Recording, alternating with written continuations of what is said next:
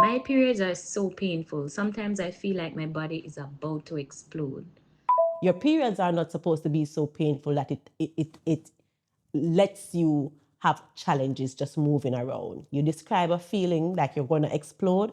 That sounds very painful. And so, yes, go ahead and talk to your doctor. Period fact. Only 39% of schools globally provide menstrual health education. Let that sink in for a moment. 39%. Do you know that 51% of the world's population has a period? So why only 39% of schools are teaching about periods? I need a minute.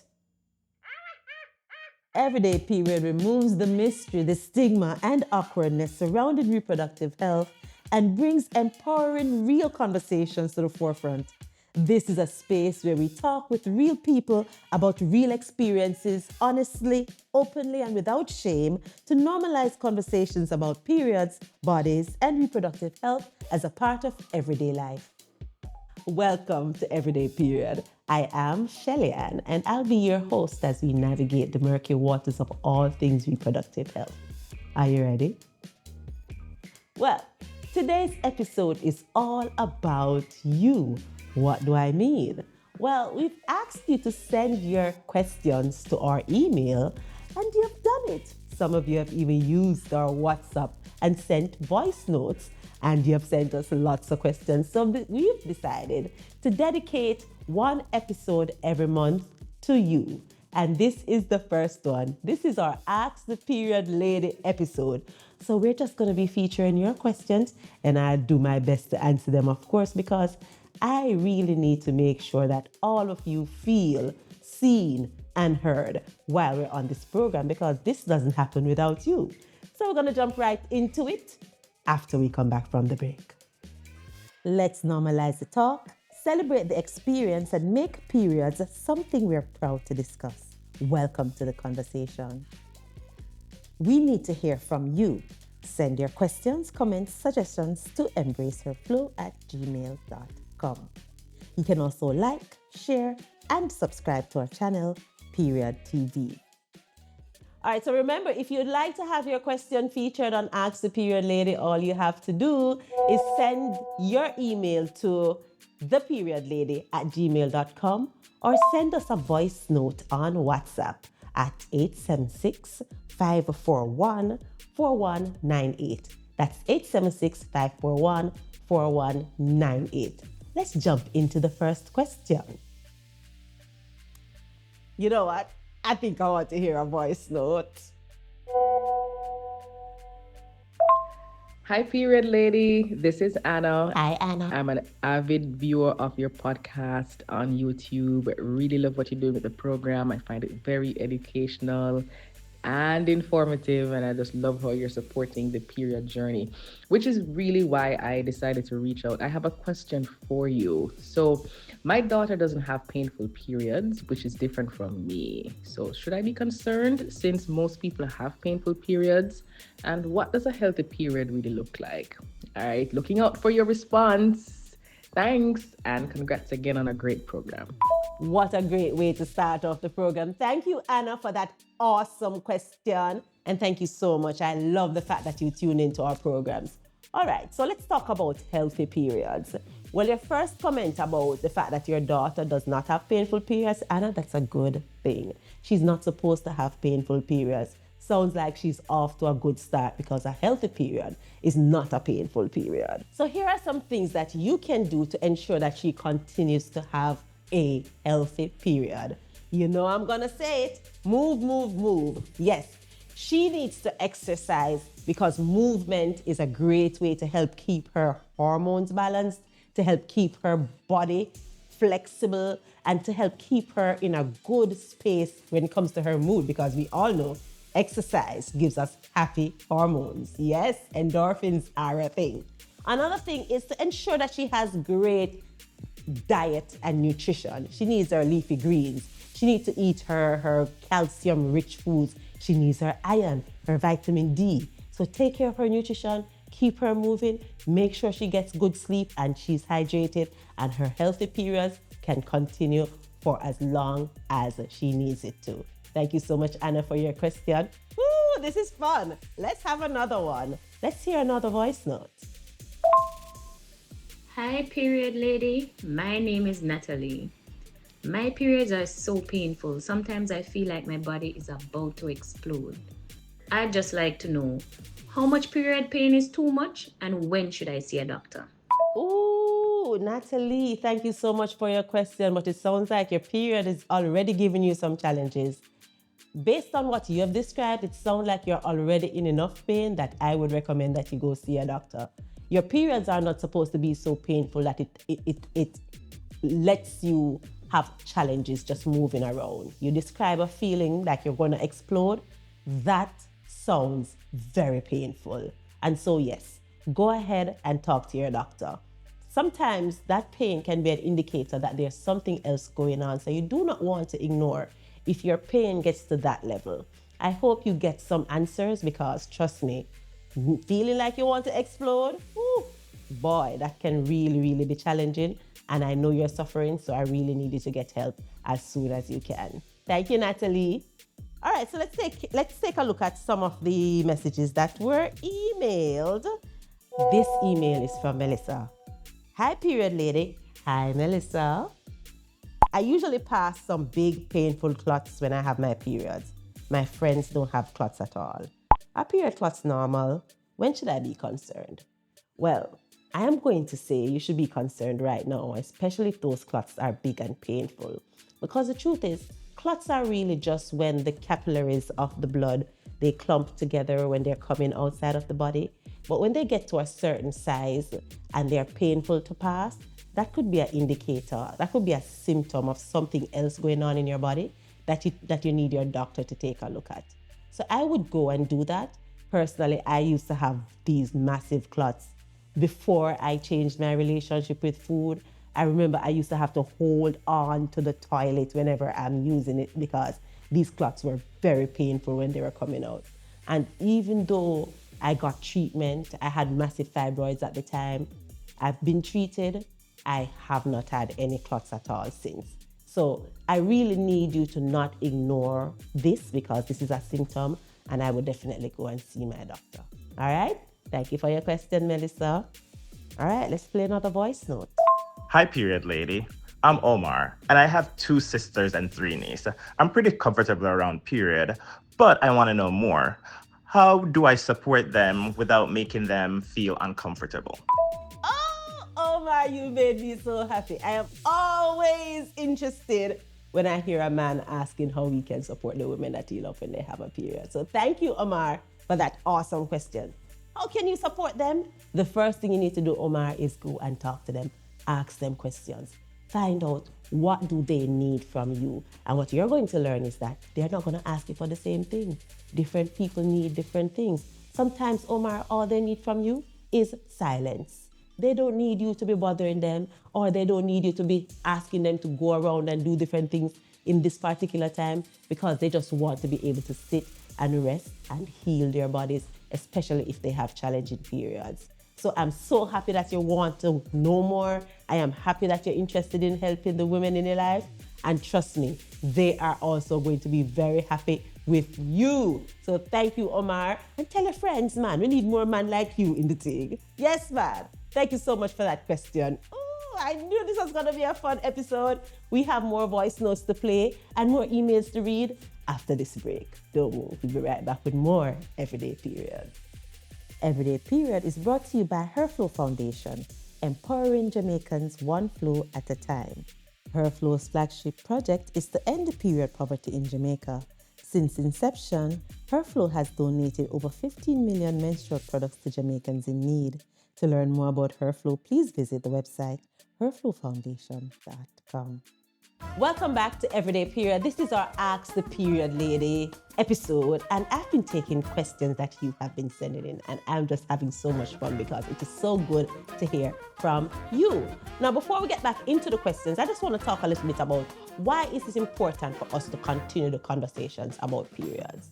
Now, you know that a lot of us were taught to keep our periods to ourselves.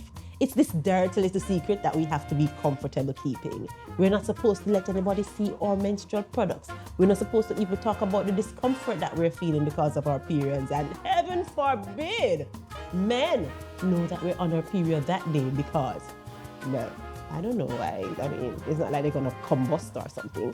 The point is, we are not encouraged to talk about our periods. And I would like to change that. That's something about our culture that I definitely would like to change because there are so many benefits when we talk to each other about our periods, especially when we talk amongst ourselves as women. One of the best things we can do, especially if you have a little girl in your life, is to talk to her about your period experience. Tell her your period story. Your experience is her first lesson into what to expect as she grows up, as her body changes, as she gets into the age where she's even thinking about maybe she wants to have children or not. So when we continue the conversation about periods, we leave room for questions and answers and greater understanding. We need to invite men to the conversation. Yes, y'all shouldn't be surprised because you've been watching Everyday Period for a minute and you know how I feel about men participating in conversations about periods. But if you're new, yeah, that's the thing. Invite the men to the table. Let them know what products you use. Tell them what you require of them as it relates to support. Yes, they can support you. And gentlemen, this is not a spectator sport. You can participate. Get to know what it is that the women that you love need so that you can help them. All right? This is not just something that you can say, oh, well, so yeah, she's on her period and you just dismiss it. You need to ensure that not only are you participating, you adjust accordingly because every month may not be the same. So continue the conversation. Help us reduce the stigma around periods. Help us help little girls be more prepared. You know how many little girls I speak to who have their very first period in public by themselves, completely traumatized because they didn't know that this thing was coming and they didn't know what to do. Worse, they were so ill prepared. All of that is preventable. Let's continue the conversation. Let's tell them what to do. Let's show them how to help themselves and let's give them the tools that they need so they can have healthy periods. We'll be right back. The information shared on Everyday Period is for educational and informational purposes only and is not a substitute for professional medical advice, diagnosis, or treatment. Always seek the advice of a qualified healthcare provider with any questions or concerns you may have regarding your health or medical condition. Never disregard professional medical advice or delay seeking it because of something you heard on this program. Your health is unique and only a medical professional can provide personalized guidance. This is Everyday Period. Welcome back. Of course, I've been taking your questions because this is our Ask the Period Lady episode. And so if you would like your periods to be asked on the Ask the Period Lady, all you have to do is send us your questions via email at theperiodlady@gmail.com. You can also send it via voice note at 876-541-4198. That's 876-541-4198. All right, send the question and come. So let's just jump into another question. Voice note. Hi, Period Lady. My name is Maria.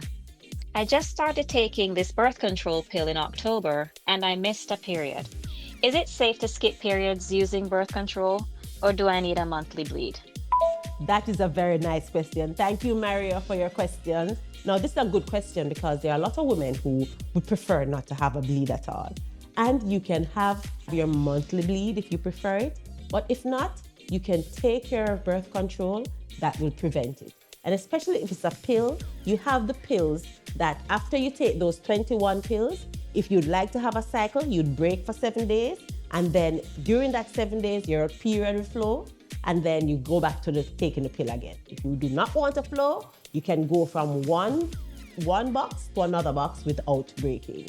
So you do have control over whether or not you want to bleed. You do not have to bleed every month. There are lots of people, lots of women all over the world who are on birth control who have chosen not to bleed. You actually have birth controls that you can take that will stop your period, because what it does is that it prevents the lining from growing. And if there's no lining, there's no bleed. And yes, you can have your whole life and don't go through that monthly bleed. But we have a lot of women who prefer, even though they complain about their periods, even though they don't like to have them, they still prefer to have a monthly bleed. I'm one of those women. But if you prefer not to, you can find a birth control that works for you and you'll be just fine. But do not do this without the supervision of your doctor. So when you're having that conversation about the birth control that works best for you, please indicate to your doctor what your intentions are, what you would like to happen, and they can guide you accordingly, all right? So I know birth control is not an option for everybody, but if it's something that you want to do, you have different options that you can take a look at that will give you the choice to bleed or not to bleed. Either way, you're fine. Thank you, Maria. Let's have another question. Hi, period lady. I'm Kimon. There are so many myths about periods that we have been taught, and they are still pretty popular today. What are the biggest period myths you wish everyone would stop believing? Oh, wow. Thank you, Kimon. Jesus, you want to get me into my controversial bag. Thank you for that. Well, personally, I would like us to stop hiding periods from men. Yes, I don't know who had a meeting amongst the women and decided that, listen, whatever you do, men must never know when we're on your periods. To the point where little girls are still punished if their fathers, yes, the man who contributed to their existence, if their fathers have to see their menstrual products. Crazy, right? That is a myth that I will definitely love to see gone completely. That I can talk about in the past as something that silly people used to do, because it is in fact silly. I have more. Another myth is periods are painful, deal with it. What? So you're just relegating half the population to just pain? Something we will never ask of men. Yeah, I said it. We don't expect men to live in pain. We don't. We go through a whole heap of things to make them comfortable. We need to give that same energy to the women too, because we are not supposed to just have painful periods and accept that that is our life. Pain is a symptom. We should treat it like that and do whatever we can to prevent it and to treat it when it happens. Please and thanks. And I have another one. How much myths to ask for? What? This say myth or myths? But while I'm on my tirade, another one is we need to keep the period secret. You ever know how that one here annoy me? Look here. The jig is up, the secret is out. Women have periods. What's the point? So this secret keeping, unnecessary. Just like how people can complain about their migraines, they can complain about their monthly gripe and fluxy complaint, they can complain about them diarrhea and them constipation. Periods is a thing.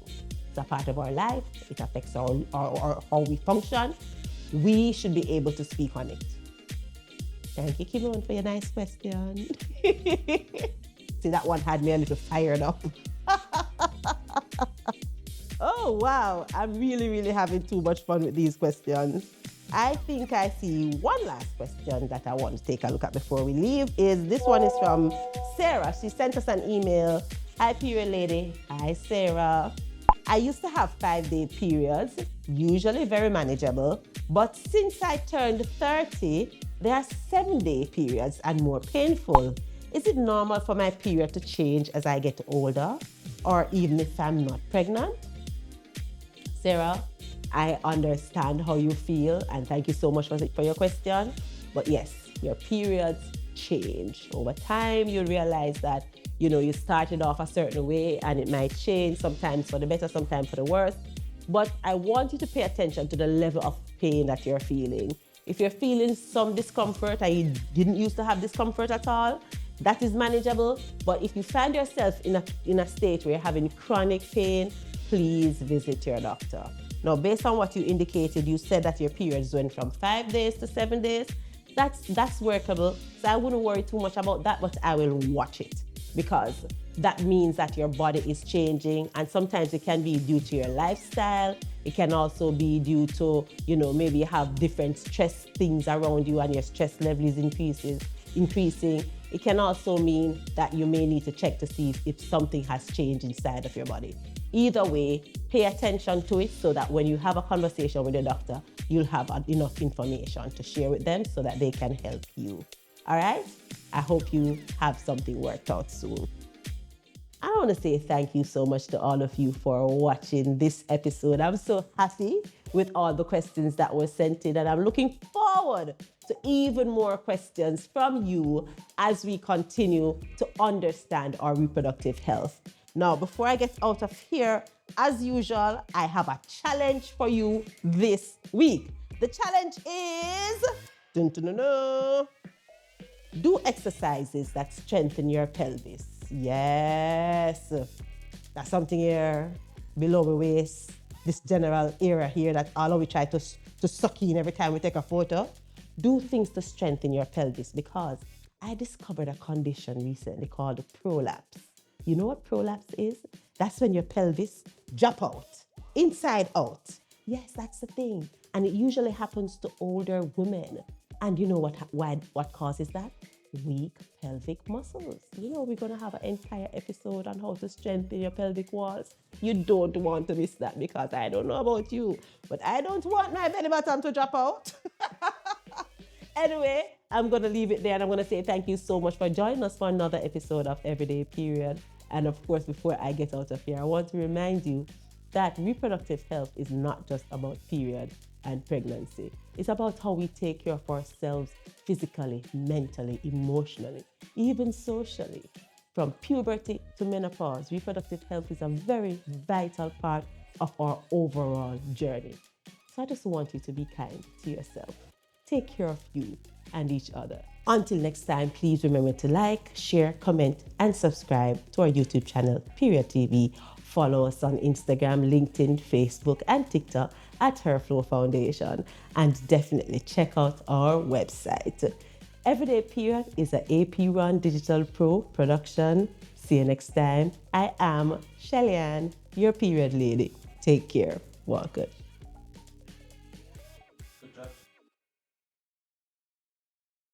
Shelly-Ann Weeks is a sexual and reproductive health educator, award-winning activist, and the founder and executive director of Herflow Foundation, a Jamaican nonprofit dedicated to ending period poverty and advancing menstrual health and gender equity in Jamaica. With over a decade of experience in education, advocacy, and community outreach, she is widely known as the Period Lady for her bold, accessible approach to reproductive health education and policy advocacy.